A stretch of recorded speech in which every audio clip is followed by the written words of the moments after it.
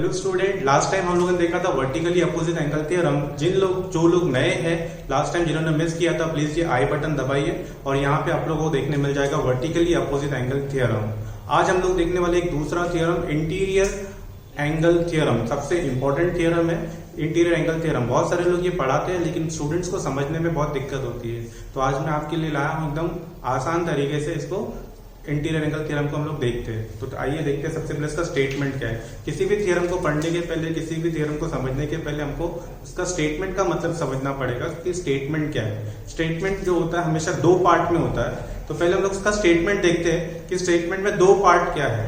तो स्टेटमेंट होता है इंटीरियर एंगल थ्योरम का कि if a transversal intersect two parallel line, अगर कोई ट्रांसवर्सल दो पैरेलल लाइन को इंटरसेक्ट करता है, then pair of interior angles are supplementary. ये सिंपल सा स्टेटमेंट है। आइए देखते हैं, यहाँ पे मैंने लिखा हुआ है क्या है interior angle theorem. If a transversal intersect two parallel line, यानी एक ट्रांसवर्सल होगा और दो पैरेलल लाइन होंगे, तो दो पैरेलल लाइन को अगर ट्रांसवर्सल इंटरसेक्ट करेगा तो the interior angle form on either side of transversal are supplementary.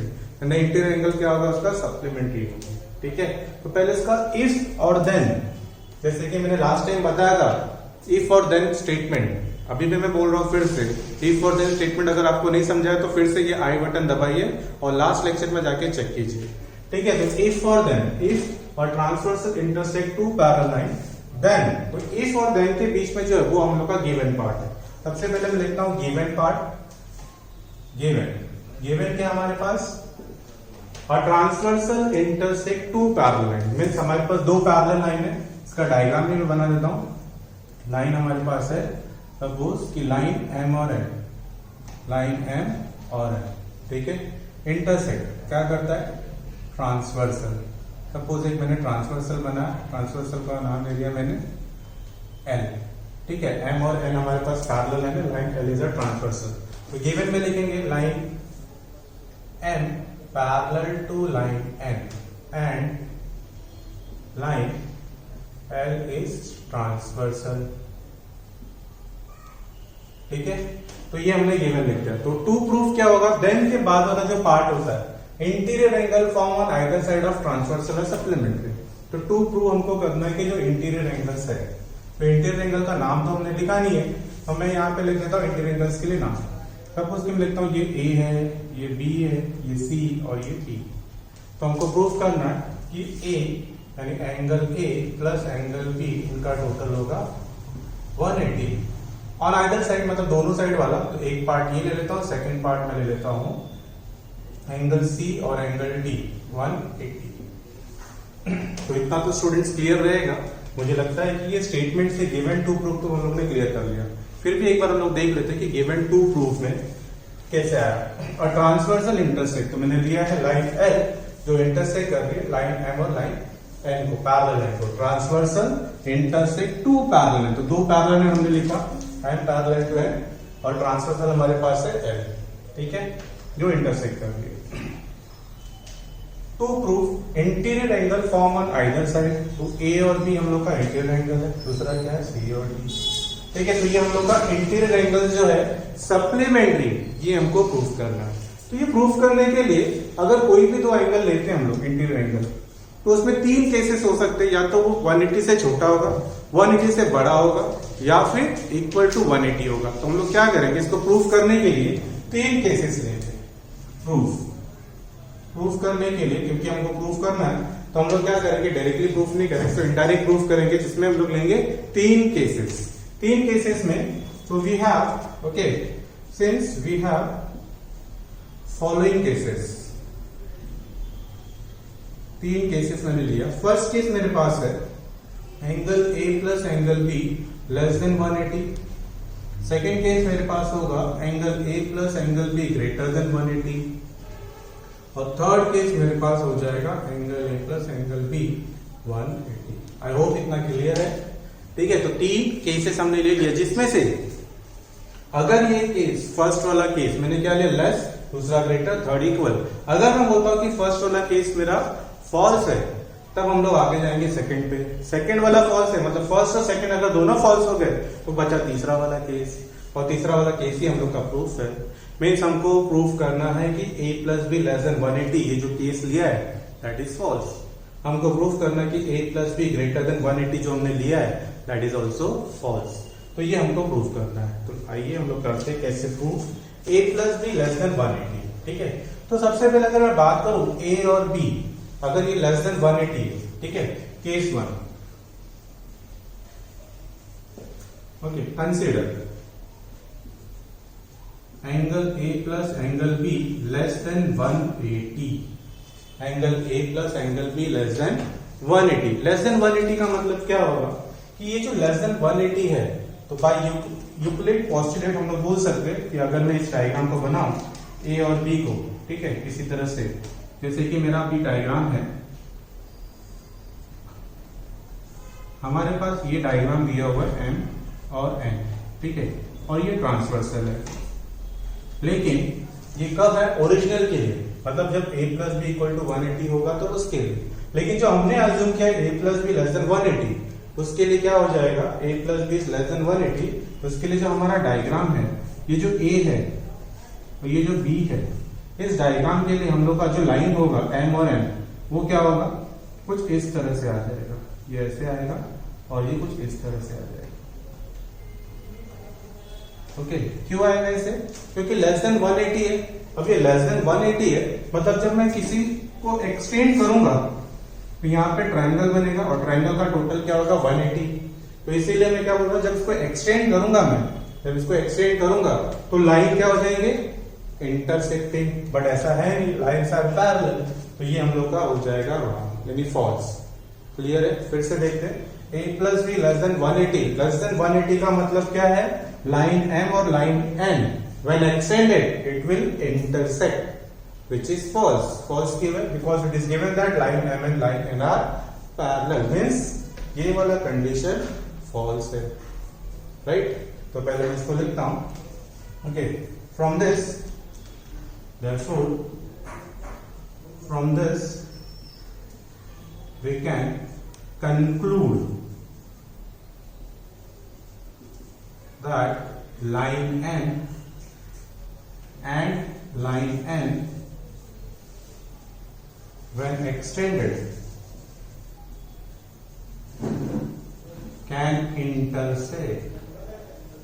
ठीक है, जब इसको हम लोग एक्सटेंड करेंगे तो ये इंटरसेक्ट होगा, ठीक है, can intersect. So which is wrong, यहां पे लिखूंगा which is false, as it is given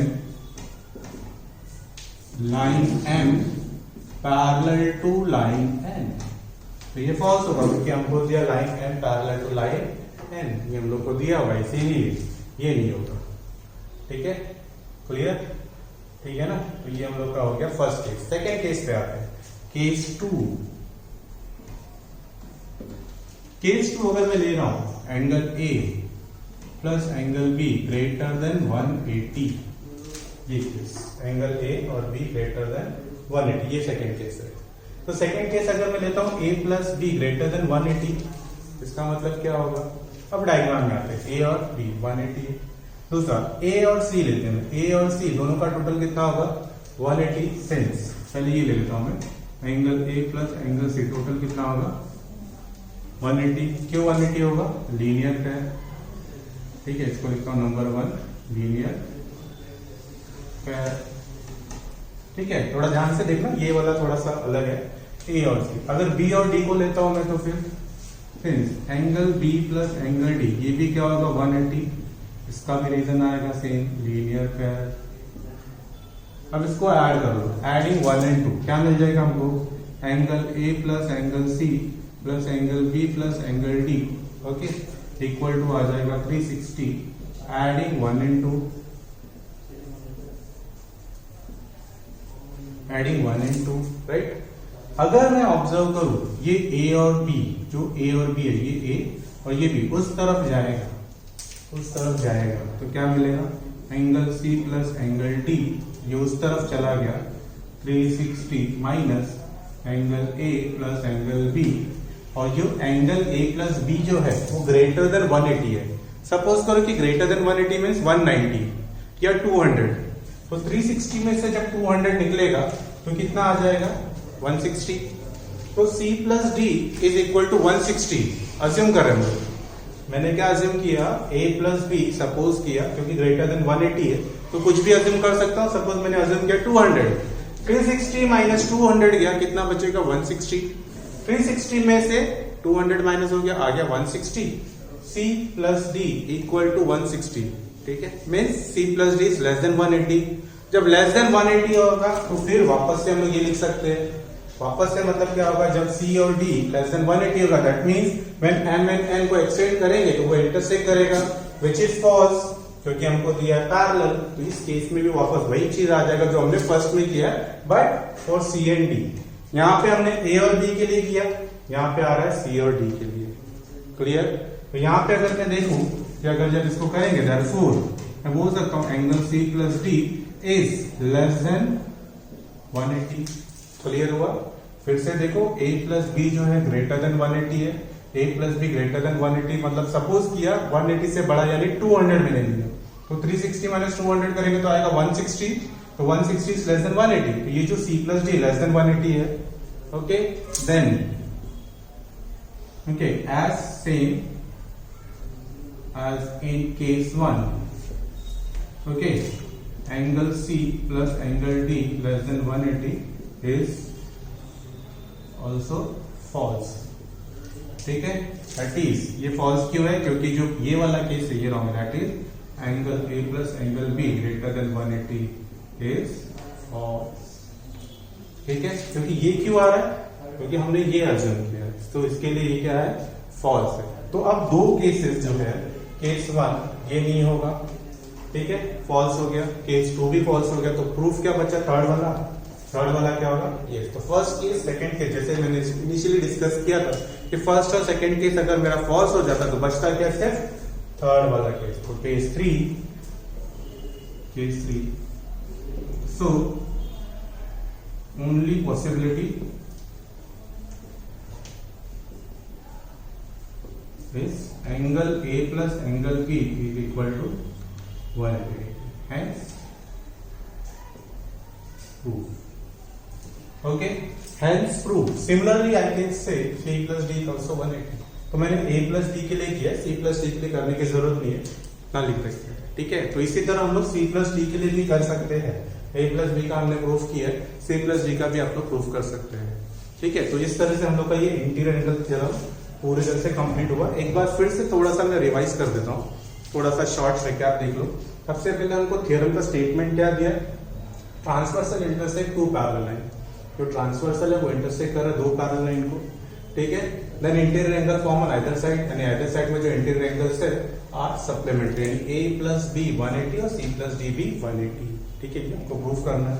we have following cases, a और b लेस देन 180, बराबर। ये हो सकता है, अगर मुझे प्रूफ करना 180 है तो मैं तीन केसेस लूंगा, एक लेस, ग्रेटर या इक्वल, तीन केसेस कोई भी लिख सकता हूँ, या तो इसको प्रूफ कर दो या तो इसको, एक किया तो दूसरा सिमिलरली करके कर सकते हो।